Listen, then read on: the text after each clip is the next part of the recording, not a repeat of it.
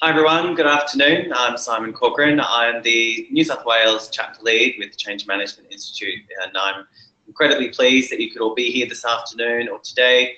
We've got a really great session lined up for you, and we've got a great guest speaker who's doing some phenomenal work in change and is coming along today to share some of his own insights and some of the change initiatives that he's led with IAG Insurance Australia Group. And we're really, really pleased that we can run this masterclass not only across New South Wales, but branch it out into Australia and offer it also into New Zealand. So wherever you are in the country today, we hope you've got, you're relaxed, you've got a nice cup of tea, or you've got your lunch, and you're ready to settle in and listen to some great insights from Ewan. Before we get going, and I do hand over to Ewan, we are using the Go-To webinar function today, or feature today. And Ewan is encouraging you to ask as many questions throughout the session as you like. You can do that by using the chat or question function in the side panel. For those of you who are online, if you're using your mobile or tablet device, there should be a feature that allows you to ask any questions or chat. Feel free to ask any questions as you go along. Everyone is muted today, but I will be your voice. So ask any questions. I will politely interrupt Ewan and ask him the questions as we go along. We'll also have a section at the end of the session today where you'll get to ask him a few more questions in detail. So without any further ado, I'm going to hand over to Ewan. And Ewan is a senior change practitioner who has a track record of setting industry best practices. He has published at the Journal of Organisational Development and is a certified Six Sigma. He's held global and regional Asia-Pac leadership roles in transformation and organisational development at Intel and Motorola. He's also the head of change management at National Australia Bank, where an independent global benchmarking firm recognised his work in setting up the enterprise change function as best in class.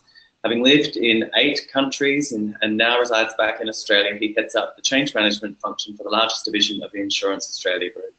He's also the director of the Change Compass, a proprietary tool that helps companies create one integrated view of change impacts and a system of managing a portfolio of changes. He has received his business education from INSEAD, Charles Sturt University and UNSW, and is also a certified psychologist. So we are incredibly grateful to you, Ewan, for coming along and sharing your insights with us all.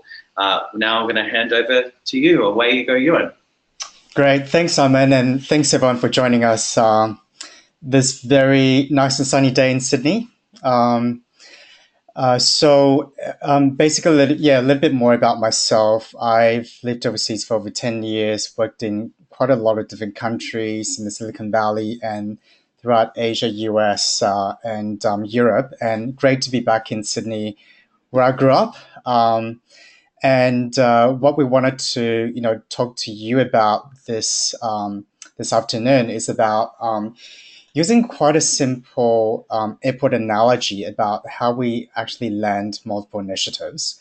I'm really hoping this to be a very interactive session, and feel free to really actually drop questions throughout, because the more questions you ask, the more engaged you guys are, then it helps me to really gauge where you are and what are some of the things you have questions on, what are some of the things you find interesting that you'd like me to elaborate more on. So hoping to be that quite engaging session.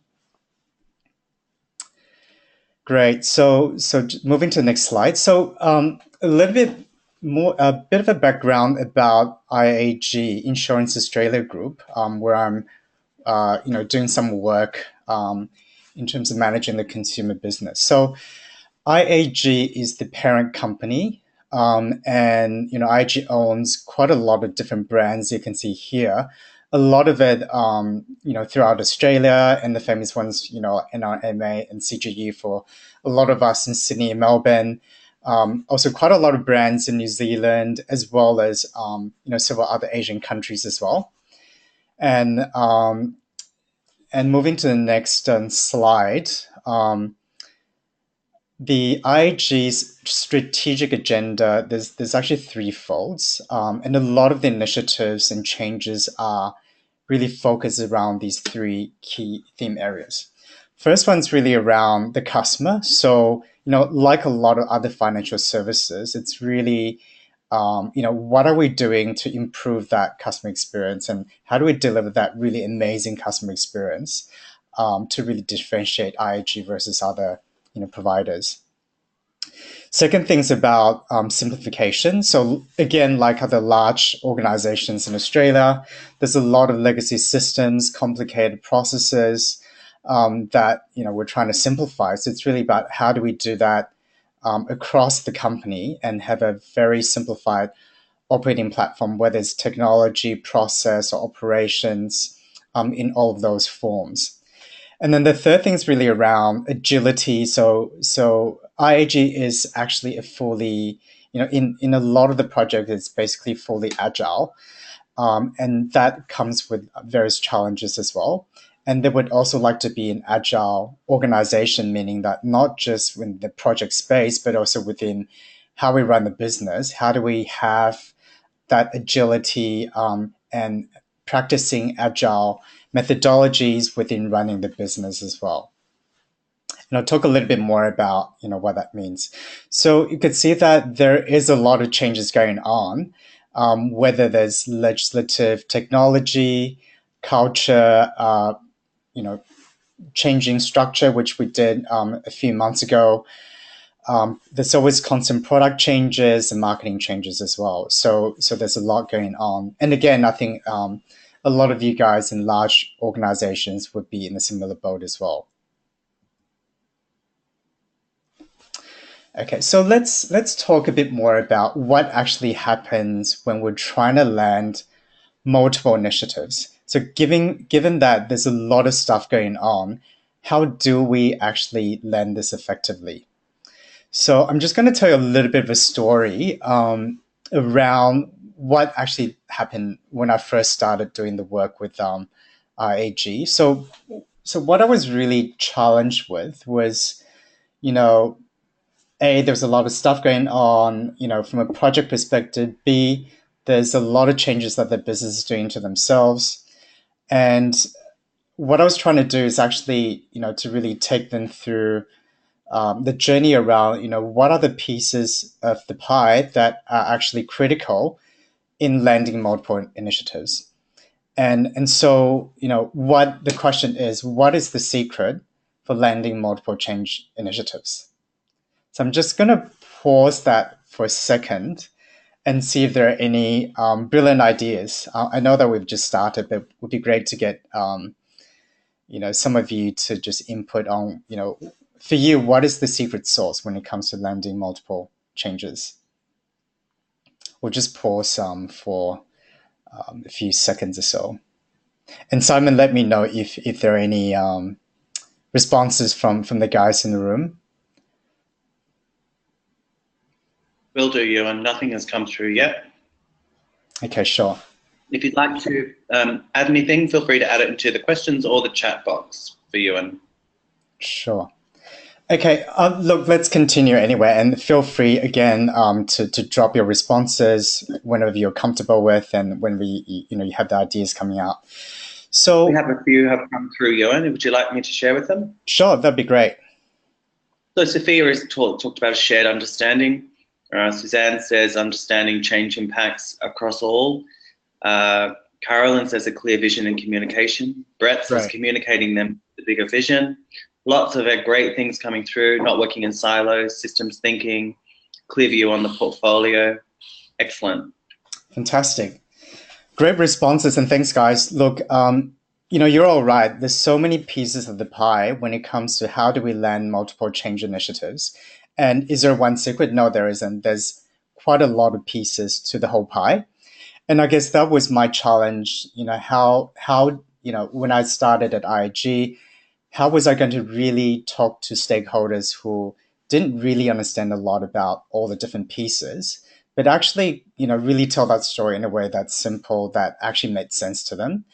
And I have to say that I did find that quite a challenge at that time, that, I was trying to explain that, you need to have a very clear rationale, a roadmap. You need to really look at how the business operations manage change. And then there's the project side, there's the strategy side. There's so many different pieces, right? So that was really my challenge. And then a few months after that, I went on a holiday, and I actually went to Italy. I went to Milan one of my favorite places in Italy. Fashion, great shopping, cathedrals. And while I was at Milan Malpensa Airport, I was actually really early because I was thinking, I'm not sure about the Italians being efficient, so I better get there really early just to ensure that I don't miss the flight. And so I, got on the train, went to the airport. Everything was super smooth, um, and very very efficient. I went to the counter very early on. I was sitting there, and I started looking at around the airport. The Italians are not great when it comes to speaking English. We know that, but they were doing a fantastic job, and I was really amazed. I was trying to really understand what they were doing, so I was looking around. Yes, a lot of them didn't really speak great English, but there was always someone that had slightly better English, and they knew exactly what terms to use. And then there was another Chinese group that went past, and someone else actually just spoke a few basic phrases in Chinese. So then that really helped the Chinese group when it comes to some of the things they wanted them to take note of. Then I was looking around. There's actually almost 100 airlines landing in Milan airport. Um, you know, there's a lot of stuff, landing, and a lot of different countries. Most people didn't speak Italian, other than the Italian people from Italy. Um, you know, there were multiple signs in French, English, and Italian. I looked across. There was the flight control center, the control tower, and actually there wasn't a lot of staff because it wasn't the biggest airport, right? So I was quite amazed, and I started thinking about this in terms of how they're actually able to really manage the whole system. And wearing my change hat on, I was thinking, my God, this is just the perfect analogy, because the fact that these guys are able to really manage the whole operations, communicate in multiple ways to those who don't speak Italian, how each part of the system work when it comes to different airlines, 100 airlines landing in Milan airport. You've got the control tower doing their job when it comes to coordinating, who's landing, how many runways do we have? Do we have the flight path clear? What happens before the passengers even get on the flight? What is the check-in process like? For me, it was super easy. I actually forgot I had some hair gel, and they were saying that actually gel isn't really allowed even for domestic flights, because I was flying to Sicily down in the south. So they were able to tell me, like, it's gel, it's considered liquid, so therefore you can't take it on board. So it was fine. But I was just quite amazed at how, you know, very few people working at the airport, they're still able to manage through the traffic quite efficiently. Um, so then I thought, how about if I use that as an analogy when I go back to IAG, and how do I really tell that story around, how the airport functions, the different pieces of the pie, and how the whole system works. So I was really quite excited, travel around Italy, had great food, went back to Australia, went back to Sydney, and so I started to really come up with a framework around how this whole thing worked. Okay, so just in the next slide. So what happened when I came back, and this is quite a fluke, I would have said. So I went to a gathering and actually met someone who was a air traffic controller. So I was like, oh my gosh, this is too perfect to be true, right? I've just come back. I've got this fantastic analogy that I'm going to use. I just need to populate the details. And this guy comes along and saying I'm the air traffic controller. So I was completely cornering him and just like picking his brains. And so what I learned from him was that, there's quite a lot when it comes to how to be an effective air traffic controller. Well, firstly, he tells me that it's actually a very stressful job. You need quite a lot. There's a bit of a process when it comes to the qualifications to be an air traffic controller. And some of the things he's mentioned to me were things like, okay, the core skills around, being very organized, being quite assertive and making firm decisions. And I was thinking, wow, this is great because, us working in change, we actually really need to push back when it comes to, no, there's too much change going on, or, how about if we reprioritize this in the next week and really be able to, assert as needed. And then he was talking about also that we need to, he needs to, maintain that composure under pressure, because often there's a lot of stuff going on, accidents, planes being diverted, or the weather isn't great. So there's a lot of things that are not planned as well as planned, and you have to really be able to make on the spot decisions as needed. So there's quite a lot of pressure, and you can imagine if you make a mistake, there could be quite a lot of lives at risk as well. He also talked about how you need to have great visual memory, great situational awareness, and effective communication and effective teamwork. And I was thinking, wow, this is all the stuff that actually apply to us when we are working in an environment where we need to coordinate a lot of changes landing at the same time. We need to really have that mental image of what's landing when. We need to be able to push back as needed. We need to work within a system of different teams. So we need to work with the project teams, the portfolio teams, the senior managers, business operations, and other teams involved as well. And so it really helped me to really, articulate and, create the meat around, what this analogy is. And I was thinking, wow, there's really a lot we can learn from, that role as an air traffic controller. And I think, having the right core skills in some of the things he talked about is absolutely critical. So how do we work across teams, and situational awareness, but also around how do we, access up-to-date information. So obviously you can imagine that, air traffic controllers can't really look at Excel spreadsheets or manual paper. I mean, they do have that just in case, but a lot of the data is live. A lot of the data is digital, supplemented by other forms of data like visual data. And so really having that access to data is absolutely critical so that they're making the right decision.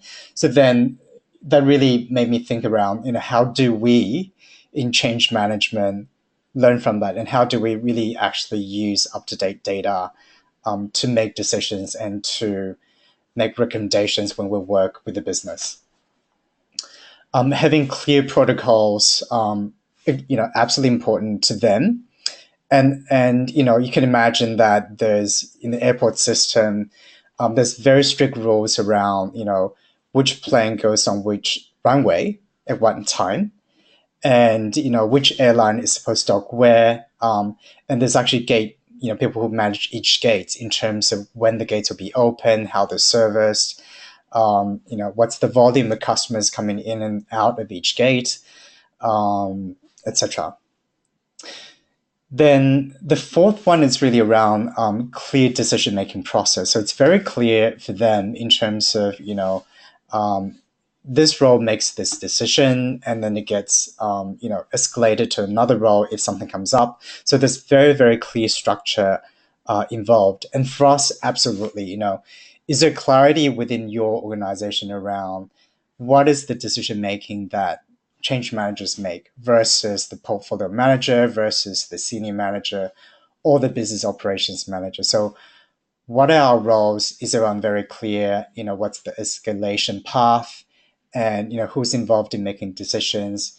Do we have that clarity? And often, in my experience, that's one of the key things that we need to work on to really, establish that clarity. And of course, effective teamwork, in change, we never work alone, right? We're working through people, not on top of people. So whether it's working with the front line, working with business operations, the various members of the project teams, IT, for example, we're really working through different pieces of the pie. So I thought that was, fantastic, really helped me to understand, a lot of the skills involved in the work of the air traffic controller.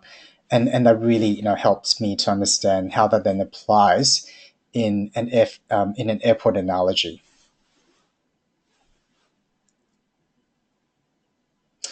Okay, so what happened is when I came back, I worked on this infographic because I wanted something really simple.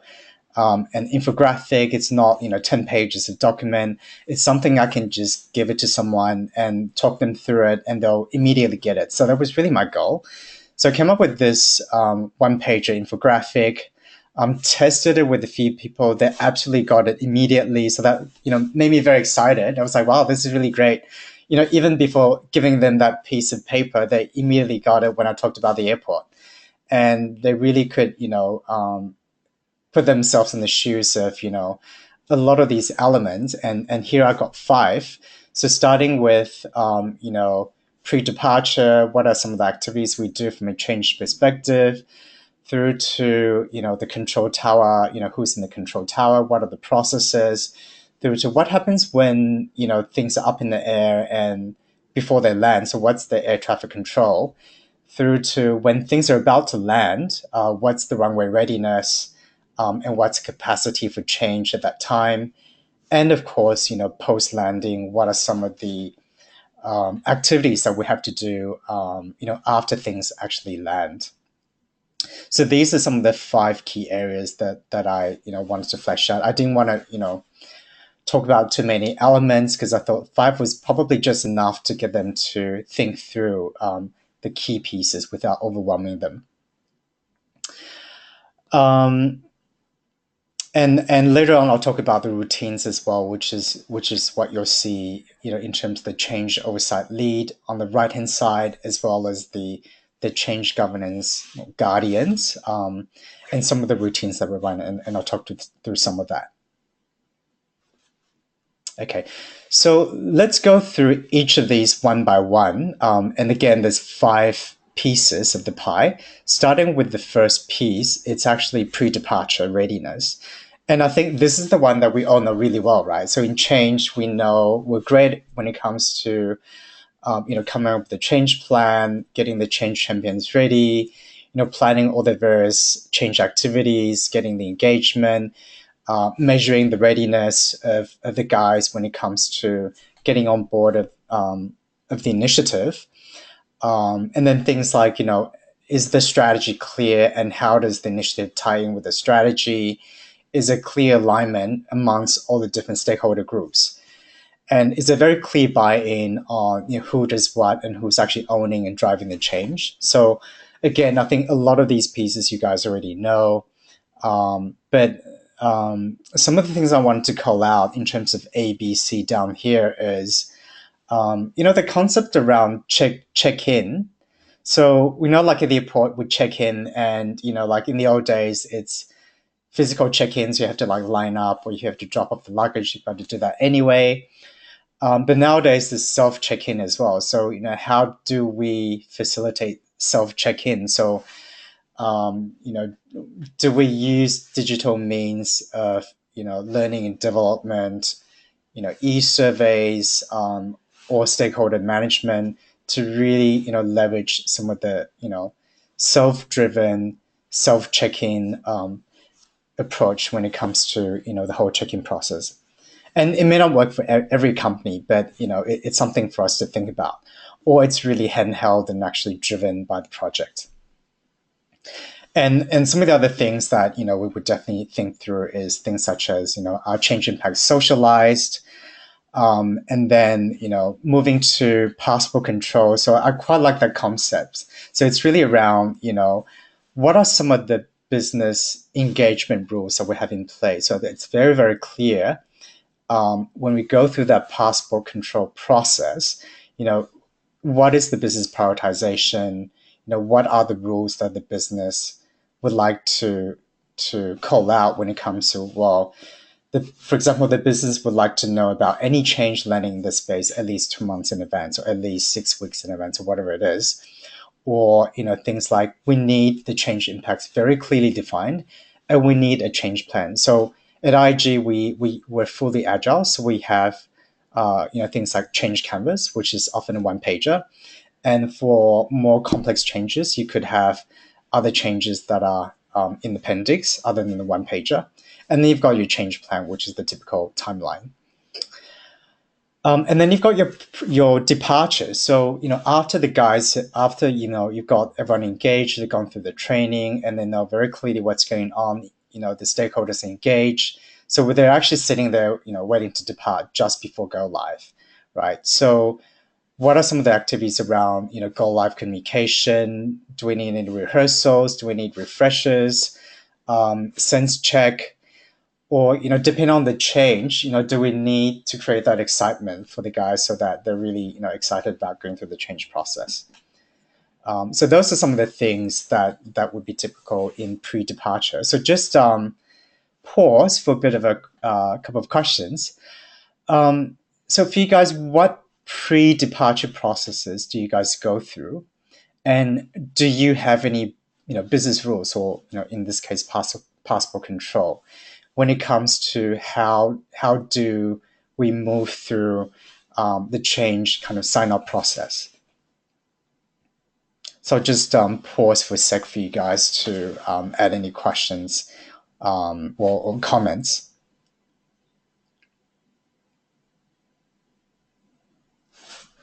We have one here around creating a consistent story and narrative and clarity on the impact for the customer. Great. The need to have visibility of all the changes and who's impacted. We've actually got a question here, Ewan, which we might pause for, is as a change practitioner, how can you assert firm decisions if the decision-making for prioritizing change doesn't sit with you and sits with senior management? Very good question. And I think we've all been there, right? So, often exactly what you want to recommend and you see that, the decision isn't actually the one that you agree with. It's a tough one. I think we just really need to leverage the influences we have. So whether it's through your project manager, your portfolio manager, the guys you have great relationship with in the business, you really need to pull those strings if you don't have that direct command and control when it comes to decision making. But I think it's really, challenges our ability to work within that system. So again, who are the strings you can pull in each part of the system, and how do you really pull those strings to influence the decision making? Yeah, terrific. We've got a couple of other comments coming through from your previous question. One was around a change governance board with the pre-departure. We like to link our changes to the key drivers of customer quality and cost. That one comes from Cameron. Great, fantastic. And look, all of these are just fantastic, and it actually leads me to the next slide around, the parts of the system around control tower and air traffic control. So absolutely, imagine you're in the control tower. You're trying to actually, manage the changes, and you cannot actually see what's happening. And I think that would be very difficult to manage change if you don't have a view of what are the changes, right? Because it's very difficult to make decisions if you don't have the complete data. So definitely within IAG, that was the first thing we worked on. How do we get the data around all the impacts across different initiatives? And you don't need to start that from day one. It's really starting, with a smaller part of the business. So in IAG, we started with the consumer business. We wanted to understand what is impacting the consumer business. What are the big projects? So, you could have the top 10 projects. So start with that as a beginning, and then you add to it as you go. So what are the BAU initiatives that come to hand, and you start to build on that so that you're not, again, overwhelming the business when it comes to what you're asking them to be doing. And so when we think about the whole control tower concept, it's really governance, right? And you don't need to call it governance, but essentially it is. So it's a team of people that really looks at what is the data telling us, and what is the impact on the business. When do we think this is going to be too much for the business to digest, or do we think we actually need more because we think that's going to help us achieve the strategy faster and more effectively? what are some of the risks? So the control tower and some of the members would call out, the risks could be that we're not going to have enough frontline because they're off doing training that week to support the customers, or that there's actually too much going on. We are concerned about the emotional state of the colleagues because we've got structural changes and other things as well going on at the same time. Or it could be that we're concerned about the engagement channels because there's so much going on. We're maxed out when it comes to the channels available to reach the front line.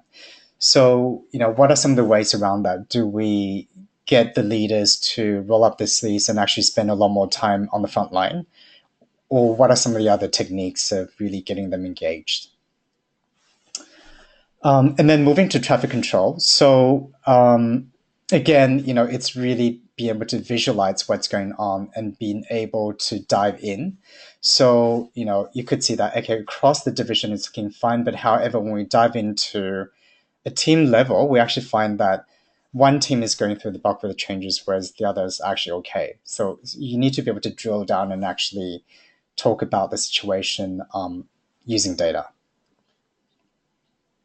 And of course, we talked before about prioritization and escalation as required. So question, let's stop for another question session. What examples have you guys faced in terms of collision of changes impacting the same business due to a lack of integrated view of what are the changes going on? And how do you currently use change data when it comes to making decisions on prioritization or operational readiness? And we'll just wait 50 seconds for you guys to think through that.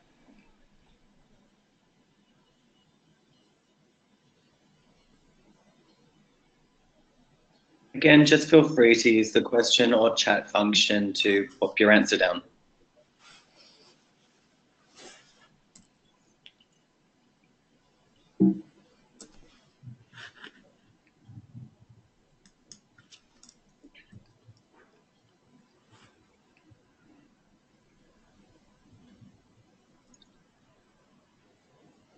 Nothing has come through so far, Ewan. Okay, that's okay.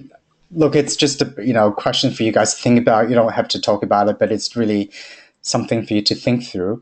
Let's. Oh, we just had one come through now. Yep. We had change data tends to be, I imagine that says project by project. Everyone's making it very difficult with their rather fast typing. There's a few spelling errors making it very hard for me to check.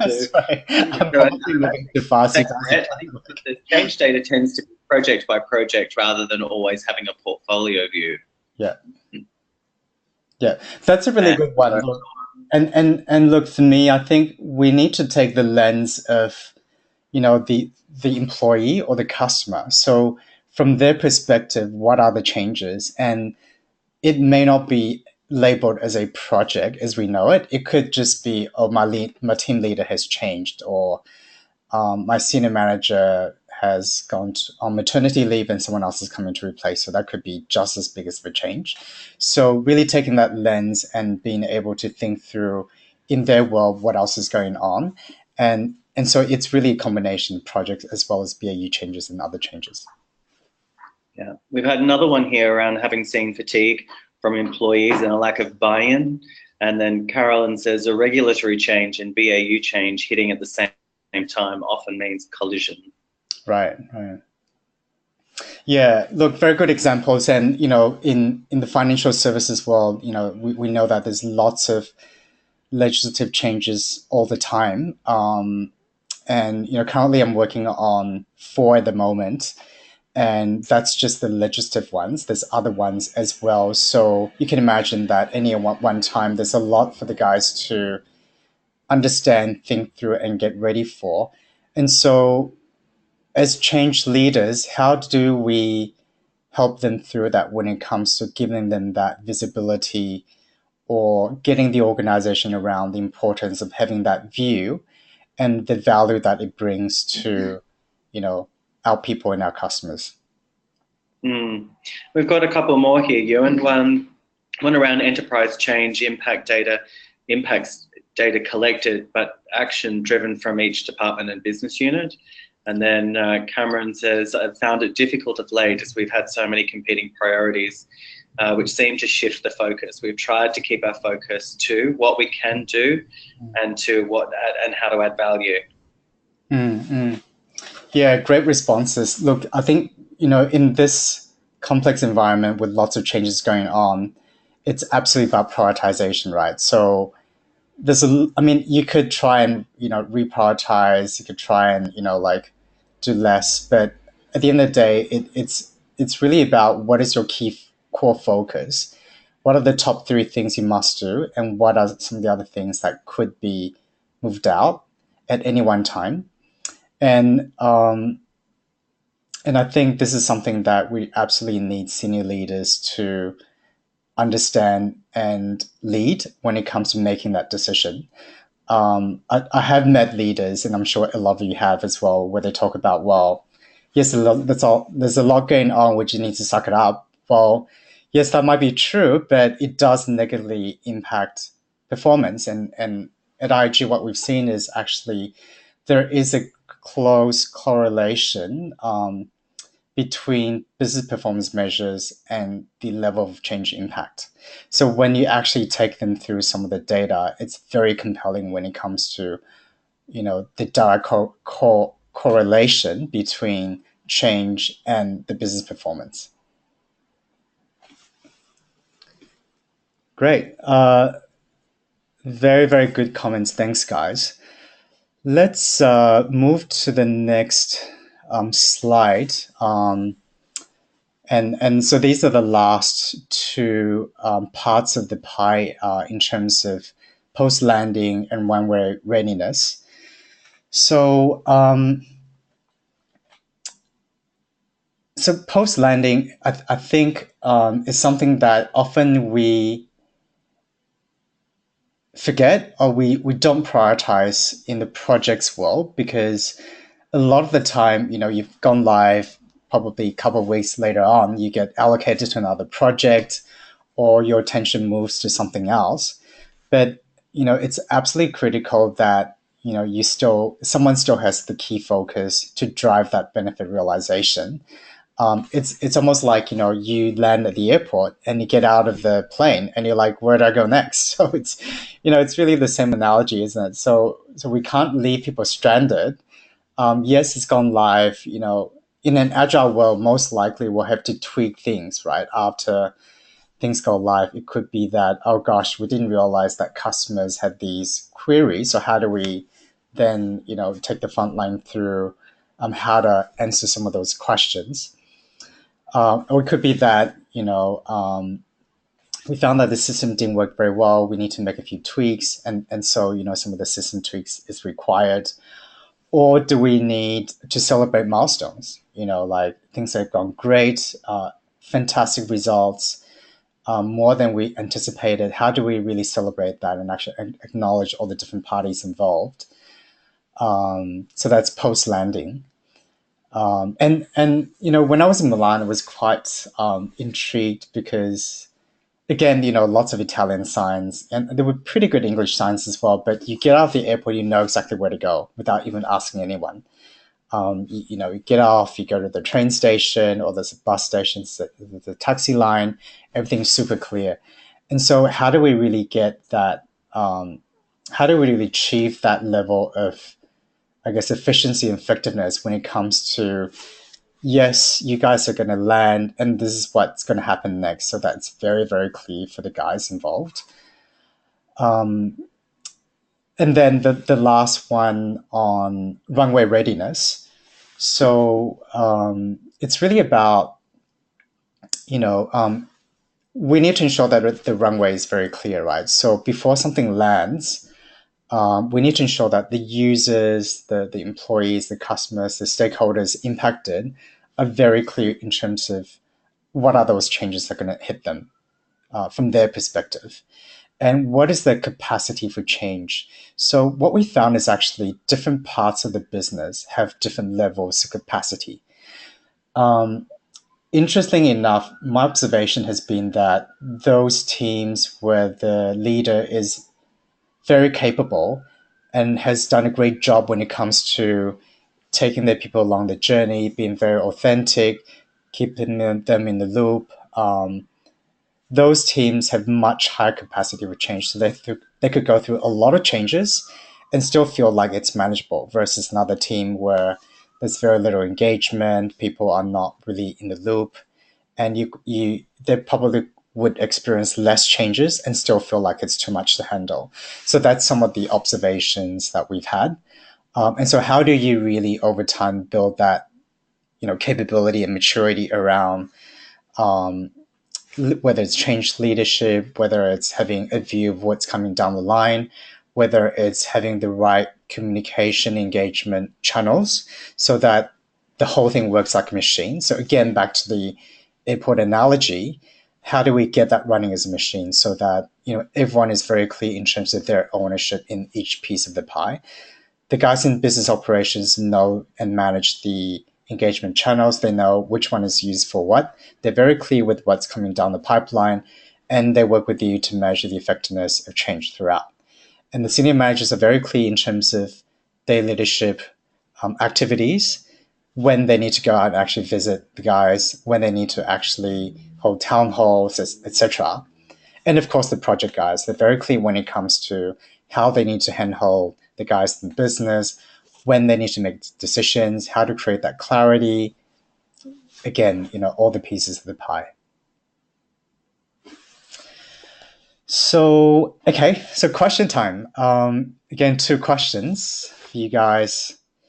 Do you know all the changes that are impacting your employees? What about your customers? Do you guys look at customer impacts, and do you have a sense of um, a view around all the different changes that impact the customer? And how do you currently determine is there too much change or not within your business?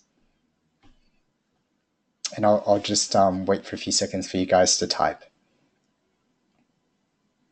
While you've got that, a couple of questions have come through, Ewan, while you've been just chatting about this last segment there. And one of the questions comes from Suzanne. She says, is there a way to measure people's capacity for change? Very good question. So, Suzanne, I'm thinking that you're asking from an individual perspective.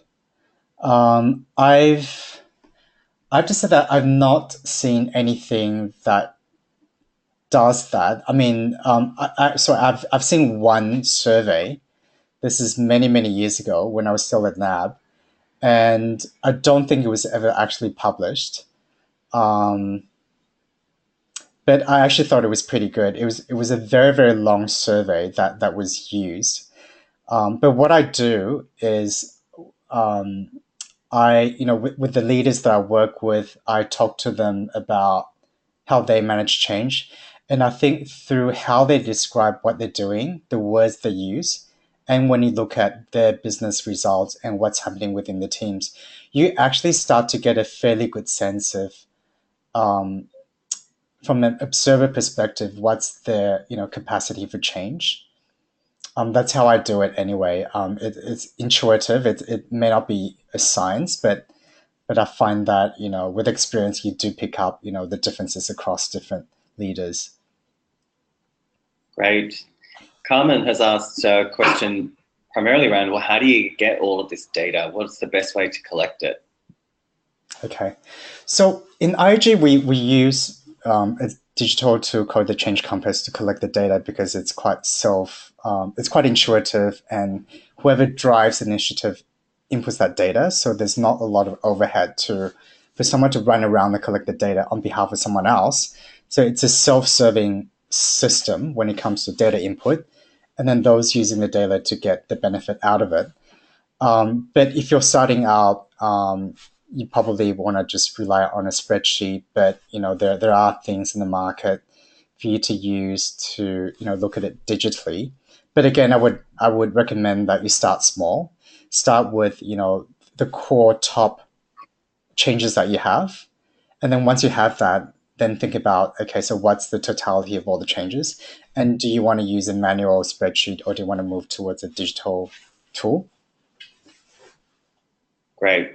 We've had some responses to your questions here, Johan. So we have disjointed view and change fatigue as things that are impacting employees. That comes from Sergey. Caroline says having a good view of change impact internally and externally. Lisa says we definitely include external customers in our change stakeholder mapping and trying to bring them into a change journey earlier than just in the delivery phase. Jeanette says we are currently using heat maps to determine change impact, not currently viewing for customers. And Carolyn says how to measure if there's too much change comes to time, money, resources, SMEs, etc. And Elizabeth says, what happens when all the readiness data shows no one is ready yet? The data for go live is fixed and immovable, whatever that reason may be. And using your metaphor, an emergency landing scenario is created. I love that scenario. Sorry. I love that. Maybe you guys should use that terminology when you talk to your stakeholders about what's actually happening and what's going on. But absolutely, you've got to tell the truth, right? So things are not looking good. Your job is to make sure that that's well known to everyone. You've got to show them the data that, guys, look, this is not working. This is the reason why. This is the data. Go and check it out. You've got to make decisions around this because this is not going to land effectively. And you'd rather, call out all the risks. If they're actually going to say, well, I don't really care, I'm going to take the risk, then it's on the head to really manage. But, at least we've done our job when it comes to really calling out the data and what the situation looks like. Great. We've got one more question here coming in from Sergey. Did you have to work with the project people to convince them to use the self-serving impact capturing tool, or was it a top-down decision by management? Look, very, very, very good question. And look, there's several ways to approach it, but how we've approached it in IG is we actually work closely with the business because the business, out of all stakeholders, is the group that wants this data the most. Because you're trying to imagine, out of all the different stakeholders, they're the ones that have to deal with the consequences, right? So if there's too much change, they're not going to have the frontline capacity to sit in the training or to serve the customer. So they're ultimately the most impacted. So it's absolutely in their ball court when it comes to the ability to have the data and to make decisions from it. So they want that more than anything else. So if they're convinced that, yes, this is absolutely something that we want, that we need to run a business, they actually then convince the project members that if this impacts us, then we want this in our data. And this is what you have to do. So then it's not really, change managers trying to push project managers to fill in the data. It's really, we have this agreed understanding with the business operations of the business that this is something they value, they absolutely need to run their business. They actually then convince the projects, almost like a business rule. A business rule is X number of weeks before go live, we need to know what's going on. We need to see the change canvas. We need to see the data in our tool, and you need to make a presentation to us. So the business actually drives that. Terrific. We've got one more question which has come through from Leanne. It says, what about senior manager data literacy? Okay, so that's a really good question. Not all of us love numbers, right? And I know a lot of us in change management are not, we don't get excited when we look at numbers. But however, everyone understands heat maps. Everyone understands, well, a lot of people understand graphs, right? So you don't need to use actual numbers, but paint the story around where is the heat, which part of the organization has the heat, why is that, and which initiatives are creating the most heat. Are they the ones is that the right balance at that time for the business? And then from a planning perspective, looking throughout the year, what's going to happen? Again, this is what we think is going to happen. What else could happen on top of that in terms of other things, restructuring or legislative changes or other things? So it's really telling that story. And I don't think you necessarily need to use a lot of numbers per se, but use it for storytelling, basically. And we've got one last question here. So it says, if I can ask the question that you asked at the start, what is your secret for landing multiple initiatives in 1 or 2 words? That's a hard one to answer in 1 or 2 words. Yeah, so that's a very good question. Challenge. So if I'm really being squeezed by everyone to use only a few words, I would say data. At the end of the day, you need to use data to make decisions. And I think in change management, a lot of us are all about the soft stuff, which is absolutely critical. But in a business setting, you still have to back up your recommendation with data. So what is the data telling you? What does data tell us that we should be focused on? And what is that story from the data? Without data, it's very difficult to convince senior stakeholders or others. And I think we need to really focus on the source of what's happening. Excellent. Great. Back to you, Ewan. Great questions, you guys. That's really, really good. Okay, so look, this is just the last part of the analogy. I just wanted to talk to you guys about the routines that we have when it comes to supporting, the whole system of landing change effectively.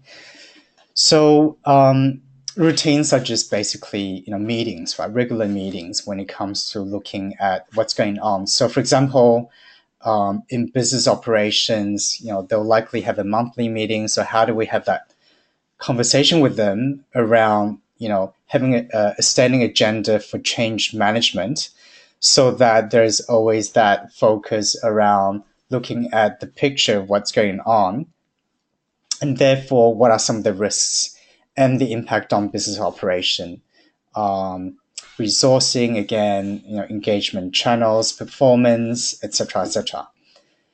And on the other hand, from a change perspective, we lead meetings as well, like either within the change team or the meetings we lead within the project. Let's again put in, front and center, what is that picture of what's going to happen, and the story around what's going to happen to employees and customers, and therefore what is the recommendation, and how do we better sequence, prepare the business, etc. And then lastly, for you, those of you who have, PMO functions or portfolio functions, let's have a conversation around how do we, inject and have a standing agenda around change impacts within those forums as well.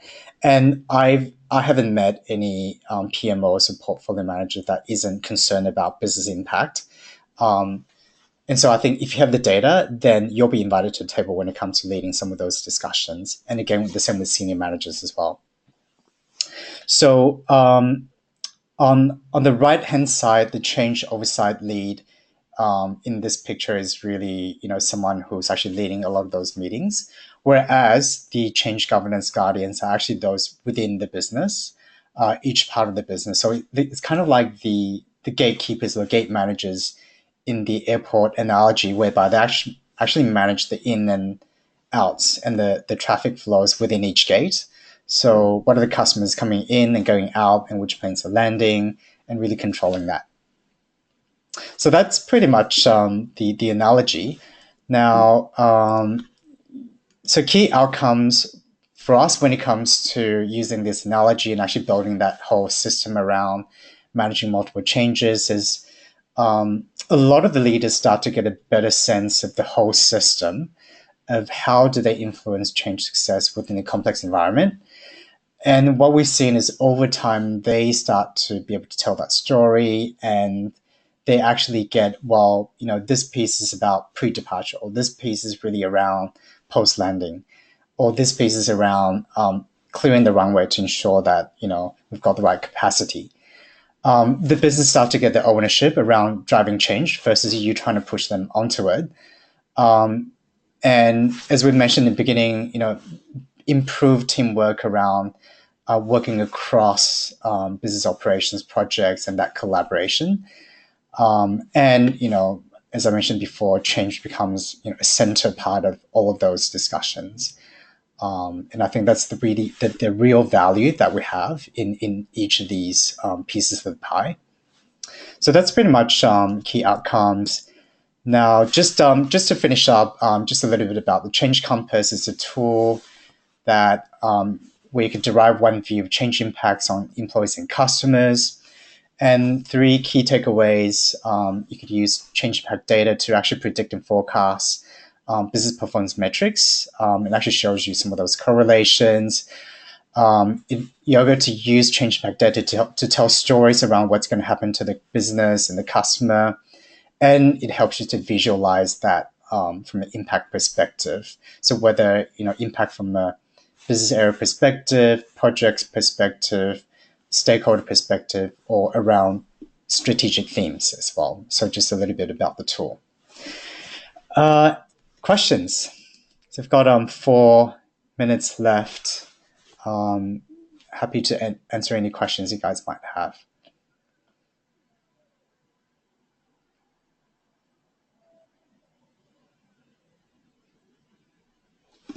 Getting quite a few thank yous starting to come through, Ewan. So you're it's very obvious that you've made a great impression. Thanks, guys. A lot of people saying thank you very much, great presentation, awesome presentation. So very engaging and very relevant, starting to come through. I think what you've really shared with us today is some really fantastic insights into not only how you've been able to take something which is something that we all experience when we go traveling, and I think we take a lot of that for granted, but for you to be able to sit back and really observe the actual end-to-end process and bring that back in and share that, I think is genius. And we can really very much learn a lot from how you deconstruct change to help us to methodically think through implementation. And so I think if there are no more questions coming through, there are a couple of questions to say if the slide deck is available. We are recording the session, so the session will be sent out after. Well, the link will be sent out after the session, rather. So we'll send that to everyone here, so you'll be able to go back and revisit the session again and again and again. So a couple of further things coming through. Thanks, Ewan, very insightful, lots of things to think about. One question here from Elizabeth: are there any ratios or rules of thumb for how many projects can be running at once? It's a good question. It's a fantastic question. It depends on the business. I've seen parts of the business where over 6 or 7 is starting to get too much, and it depends on the impact more than the number of projects. Where there's other parts of the business where they've got 20 things going on in the same month and they're still able to run. So it really depends on the size of the impact. But yeah, look, fantastic. Thanks so much, Simon. Really enjoyed the session, and you guys are great. And really thank you for all the questions. And it shows that you guys are really engaged, and great to see that you guys like the analogy. And I hope that you can go out and use it and have that conversation with your stakeholders about this as well. Absolutely. We've got one question here, which should be a quick one. How long did it take to build the Change Compass tool? 2 years. That would be my answer. So it took quite a while. I imagine it would have taken a while just to completely refine and get to be exactly how you would have needed it. Yeah, it's an agile process. Let's put it that way. It's a very agile process.